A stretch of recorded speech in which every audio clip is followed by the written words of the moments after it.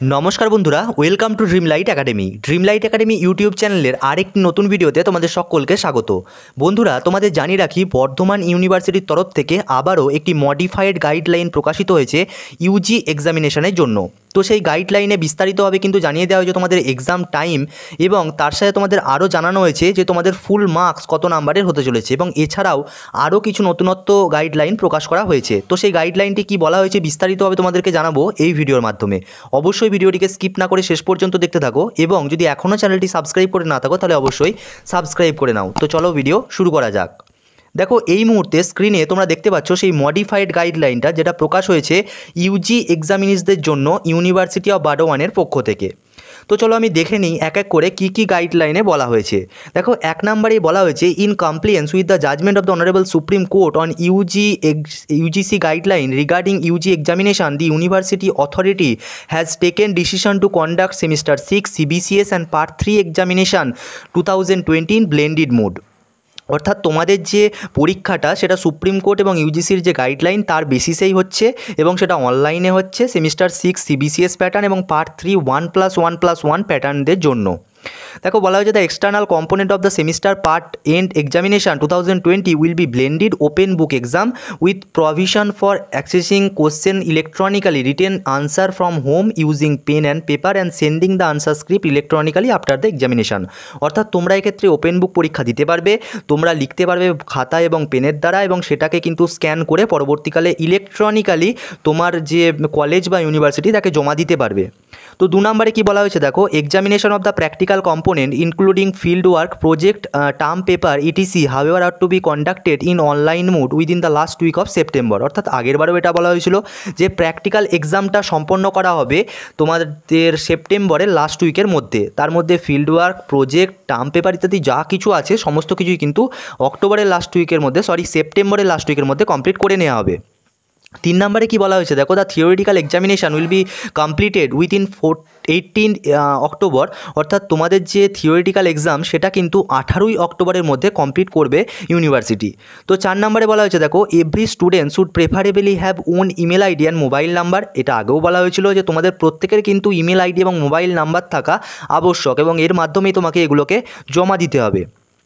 তো 5 নম্বরে বলা হয়েছে, examinees who had enrolled themselves at semester 5 examination 2019 have been allowed to fill in examination forms of semester 6 examination 2020। অর্থাৎ তোমরা যারা সেমিস্টার 5-এর এক্সাম দিয়েছিলে তারা কিন্তু এক্সাম ফর্ম ফিল আপ করতে পারবে সেমিস্টার 6-এর। কিন্তু দেখো, আরও বলা হয়েছে, however the result of semester 6 examinees with backlog in respect of semester 1 will not be considered and hence will be put under PNC category if they fail to clear the semester 1 backlog even after the publication of PPR/PPS result of semester 1 examination 2019। অর্থাৎ তোমরা যদি এক্ষেত্রে semester 6-এর পরীক্ষা দাও এবং পরবর্তীকালে দেখা যায় যে PPR/PPS রেজাল্টের পরে তোমার সেমিস্টার 1-এর রেজাল্ট ক্লিয়ার হয়নি, সেক্ষেত্রে কিন্তু তোমার এই যে পরীক্ষাটা সেটা ভ্যালিড হবে না। তুমি অবশ্যই পরীক্ষাতে বসতে পারবে, কিন্তু তোমার সেই যদি সেটা ক্লিয়ার না হয়, এই পরীক্ষাটাও কিন্তু তোমার ক্লিয়ার হবে না সেক্ষেত্রে। তো বন্ধুরা, আশা করি তোমাদের এটা বোঝাতে পারলাম, কারণ আগের বারেও কিন্তু আমি এটা বলেছি।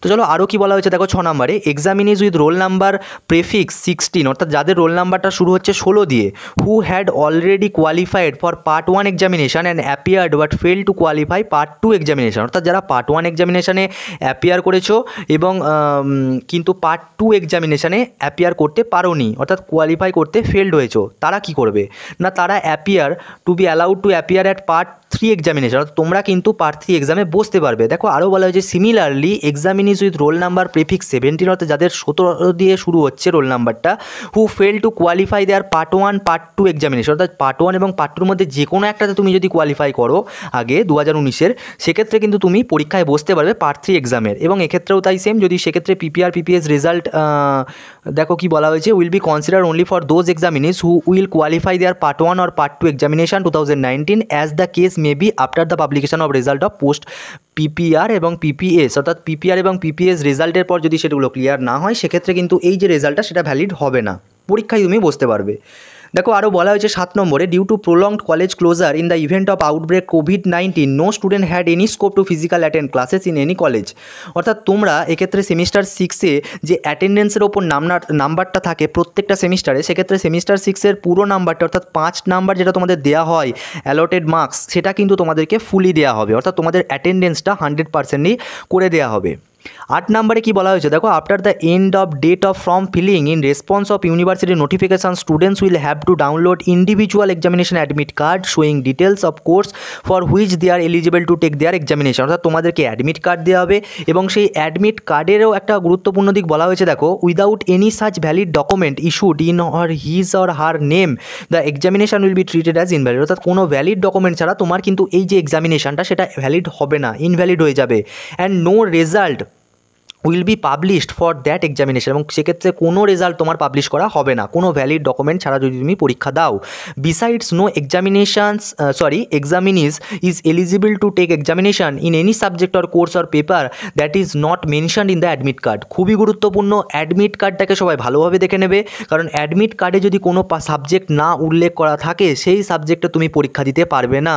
যদিও এটা কতটা তারপর চেঞ্জ করা হবে বা ইউনিভার্সিটির তরফ থেকে এত কম সময়ের মধ্যে আবারও কী করে সেটাকে ঠিক করা হবে আমি জানি না, কিন্তু এটা কিন্তু ডাইরেক্ট বলে দেওয়া হচ্ছে যে যদি মেনশন না করা থাকে, যদি তুমি সেটাকে চেঞ্জ পরবর্তী ক্ষেত্রে নাও করাতে পারো, সেক্ষেত্রে কিন্তু তুমি সেই সাবজেক্টগুলো পরীক্ষা দিতে পারবে না। তো 10 নম্বরে বলা হয়েছে each questions will be 10 or 5 marks and there will be no questions carrying 1 or 2 marks. অর্থাৎ সমস্ত কোশ্চেন 10 এবং 5 নম্বরের হবে, 1-2 নম্বরের কোনো কোশ্চেন থাকছে না। The distribution of such question will be depend on full marks, এবং এই যে কোশ্চেন ডিস্ট্রিবিউশনটা সেটা সম্পূর্ণ নির্ভর করছে কত নম্বরের পরীক্ষা হচ্ছে তার উপর। দেখো বলা হয়েছে soft copy of questions will be made available by the university as well as the college concern through website. অর্থাৎ তোমাদের ওয়েবসাইটে সফট কপিগুলো সেগুলো কিন্তু অ্যাভেলেবেল করে দেওয়া হবে। দেখো 11 নম্বরে বলা হয়েছে as it is blended open book examination, যেহেতু এটা blended open book examination there will be no objective type question. খুবই গুরুত্বপূর্ণ, কোনো অবজেক্টিভ টাইপ কোশ্চেন থাকছে না। And the timing will be restricted to 2 or 3 hours as the case may be semester 6 exam CBCS and to 2 hour in part system 1+1+1 irrespective of course paper. অর্থাৎ তোমাদের যারা CBCS semester 6 পরীক্ষা দিচ্ছ তোমাদের সময় থাকবে 2 অথবা 3 ঘন্টা, এবং যারা পার্ট 3 এক্সাম দিচ্ছ তাদের জন্য কিন্তু সময় থাকবে 2 ঘন্টা।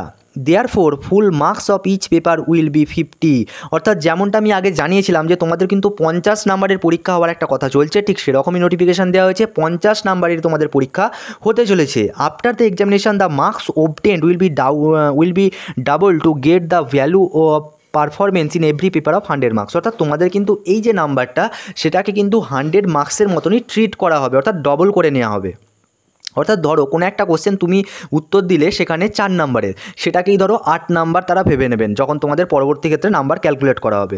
বুঝতে পারছো? তোমাকে ধরো এইখানে বলা হয়েছে 5 এবং 10 নাম্বারের পরীক্ষা কোশ্চেন আসবে তোমার, তো সেক্ষেত্রে যদি তুমি কোনো 5 নাম্বারের কোশ্চেনের উত্তর দিলে সেটা কিন্তু ওনারা ট্রিট করবেন 10 নাম্বারের মতন। অর্থাৎ এইভাবেই তোমার 50 মার্কসটা 100 মার্কসের মতো ট্রিট করা হবে। তো চলো আরও কি বলা হয়েছে দেখে নিই। In compliance with the UGC mandated in regard half an hour or so for downloading the question paper and uploading answer script. Examinees will get half an hour for downloading the question paper and half an hour for sending the PDF file of answer script. অর্থাৎ আধা ঘন্টা তুমি সময় পাবে কোশ্চেনটাকে download করার জন্য, এবং আধা ঘন্টা আরও সময় পাবে PDFটাকে আপলোড করে দেওয়ার জন্য ইউনিভার্সিটি বা কলেজের ওয়েবসাইটে। তো 13 নম্বরে কী বলা হয়েছে দেখো, আগের দুটো পয়েন্ট খুবই গুরুত্বপূর্ণ কারণ এগুলো কিন্তু অ্যাড হয়েছে। দেখো আরও বলা হয়েছে 13 নম্বরে for electronic submission number sheets and are arrange serially scanned pages cover single PDF document need to be named after the roll number. অর্থাৎ আমাদের PDF ডকুমেন্টটাকে ঠিক করে বানাতে হবে সিরিয়ালি, এবং স্ক্যান করতে হবে প্রত্যেকটা পেজকে ঠিকঠাকভাবে, এবং PDFটাকে একটা সিঙ্গেল PDF করতে বলা হয়েছে। এবং আমি তোমাদের বলে দিচ্ছি সিঙ্গেল PDF করবে, কখনোই এরকম করবে না যে একটা PDF বানিয়ে ফেললাম পাঠিয়ে দিলাম আবারও একটা PDF বানিয়ে বাকিটা পাঠিয়ে দিলাম, এরকম কখনো করতে যাবে না। সিঙ্গেল PDF বানাবে, সেটা কিন্তু বারবার উল্লেখ করে দেওয়া হয়েছে। The PDF document need to be named after the roll number, এবং সেই PDF ডকুমেন্ট নেম করতে হবে তোমার রোল নাম্বারের আগে। দেখো বলা হয়েছে আফটার পরে, ওকে। তো এক্ষেত্রে দেখো আরও কি বলা হয়েছে, in case of failure in electronic submission, examinees must submit the same of the respective colleges with the stipulated time half an hour, এবং সেটাকে যদি তুমি আপলোড করতে না পারো আধা ঘন্টার মধ্যে কিন্তু তোমাকে সেটা কলেজে এসে আপলোড করতে হবে। কীভাবে আধা ঘন্টার মধ্যে কমপ্লিট করা যাবে সেটাকে এসে এখানে যদি তুমি জমা দিতে না পারো আধা ঘন্টার মধ্যে কী করে তুমি এসে কলেজে জমা দেবে, এটা কিন্তু আমার ঠিক লাগলো না। এরা অন্তত 2 থেকে 3 ঘন্টাও সময় দেওয়া উচিত ছিল। দেখো বলা হয়েছে অফ ইচ ডেজ এক্সামিনেশন, প্রত্যেকটা দিনে কিন্তু এই একই নিয়ম বহাল থাকবে, অর্থাৎ তুমি যদি আপলোড করতে না পারো ওই আধা ঘন্টার মধ্যেই কিন্তু তোমাকে এসে জমা দিতে হবে, সেই নিয়মটা কিন্তু প্রতিদিনের জন্যই থাকছে। And collect receipt of submission from the college, এবং সেক্ষেত্রে অবশ্যই তোমরা কিন্তু রিসিপ্টটাকে নেবে কলেজ থেকে। পরবর্তীকালে কোনো সমস্যা হলে তুমি কিন্তু সেই রিসিপ্টটা দেখাতে পারবে। If answer scripts are not send electronically physical submitted to the college within the given time, আবারও বলা হয়েছে হাফ অ্যান আওয়ার, আধা ঘন্টার মধ্যে সেটাকে এসে জমা দিতে হবে। As per rule the examinee may would be marked as absent in respect of the examination as the particular paper or course, অর্থাৎ যদি তুমি এটা জমা না দাও সেক্ষেত্রে কিন্তু তোমাকে অ্যাবসেন্ট হিসাবে গণ্য করা হবে ওই আধা ঘন্টা সময়ের মধ্যে যদি তুমি এসে জমা দিতে না পারো। দেখো আরও বলা হয়েছে students will have to give an undertaking regarding maintenance in examination and with the rule by signing front page of the answer script. If answer script is sent electronically, screenshot of the sent mail is to be preserved, এবং তুমি এই যে মেলটা পাঠাচ্ছ তোমার ইউনিভার্সিটিকে সেটাকে কিন্তু screenshot করে রাখবে, কারণ পরবর্তীকালে যদি সেটা তারা না পান সেক্ষেত্রে তুমি তার প্রমাণ হিসাবে তোমার এই যে পিডিএফটাকে, আমি পিডিএফ বলছি বারবার, এটা স্ক্রিনশটটাকে তুমি কিন্তু দেখাতে পারবে। দেখো বলা হয়েছে in case of traffic jam in delivery if necessary this will not be referred in resolving regarding late submission, অর্থাৎ পরবর্তীকালে যদি কোনো লেট সাবমিশন হয় সেক্ষেত্রে কিন্তু তুমি এটা দেখাতে পারবে যে আপনাদের যে ট্রাফিক জ্যাম ছিল তার জন্যই আমার এটা জমা পড়েনি, আমি কিন্তু চেষ্টা করেছিলাম সময়ের মধ্যেই। দেখো 16 নম্বরে বলা হয়েছে although the students will take examination from home they will come under the preview of measure basis of এক্সামিনের report in case any of them writes post, অর্থাৎ সে আগেরই বলা হয়েছে যে তোমরা কিন্তু ঘরে বসে পরীক্ষা দিচ্ছ, তোমরা ভালোভাবে নিজস্ব ক্ষমতায় পরীক্ষাটা দেবে এবং কারোর হেল্প নেবে না, এবং পুরোটা বিশ্বাসের ওপর করা হচ্ছে সেটাই বলা হয়েছে। তো বন্ধুরা অবশ্যই বর্ধমান ইউনিভার্সিটির তরফ থেকে কিন্তু মেন যে পয়েন্টগুলো, অর্থাৎ তোমাদেরকে 50 মার্কসের পরীক্ষা নেবে এবং সেটাকে 100 মার্কসের মতো ট্রিট করা হবে, এবং তোমাদের 1-2 নম্বরের কোনো কোশ্চেন থাকছে না, 5-10 নম্বরের প্রশ্ন থাকছে, এবং তোমাদের টাইমটা 2 থেকে 3 ঘন্টা সিবিসিএসদের জন্য, এবং যারা পার্ট 3 এক্সাম দিচ্ছ তাদের জন্য কিন্তু 2 ঘন্টা সময় দেওয়া হয়েছে।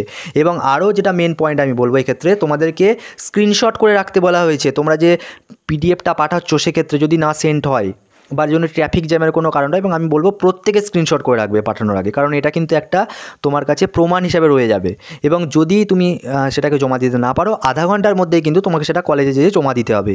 তো এই সমস্ত গাইডলাইনগুলো কিন্তু আবারও প্রকাশ করা হলো বর্ধমান ইউনিভার্সিটির তরফ থেকে। তো বন্ধুরা অবশ্যই পরবর্তীকালে আবারও কোনো নতুন নোটিফিকেশান পেলে তোমাদের সাথে শেয়ার করব। ধন্যবাদ।